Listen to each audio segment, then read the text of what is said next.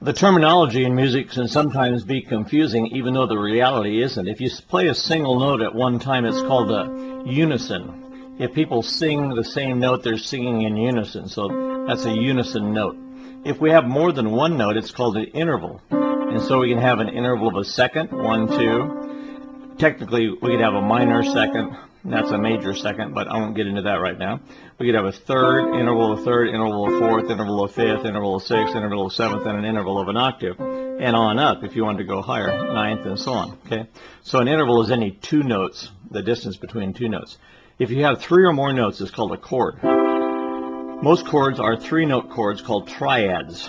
Okay, now you can do a lot of things with a triad. You can turn it upside down like that. That's the same chord. It's just standing on its head. Like if I turn you upside down, you'd be the same person. You wouldn't change identities. You'd just be upside down. That's all. Okay, so a chord turned upside down is called an inverted chord.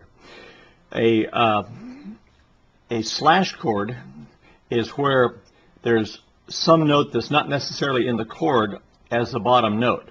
Okay, a slash chord could be an inverted chord like that. That could be C with a symbol slash and then E. Okay, but it's usually not used that way. It's usually used like this. If it's a C over a B, then that would be called a slash chord. It's a C chord, but it's over a B bass. And not the piano player, this is usually in groups. The piano player doesn't necessarily have to play the B. The bass player might be playing the B or the A or whatever. Okay, like.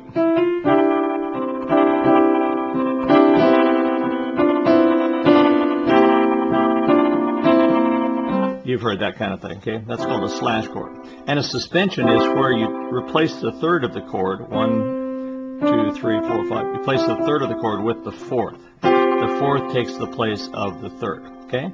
And that's basically the nomenclature of piano notes and intervals and chords. Well, this applies not only to the piano, of course, but to all instruments, but since I'm demonstrating it, two piano players on a piano, we'll limit it to that. So that's the nomenclature of music.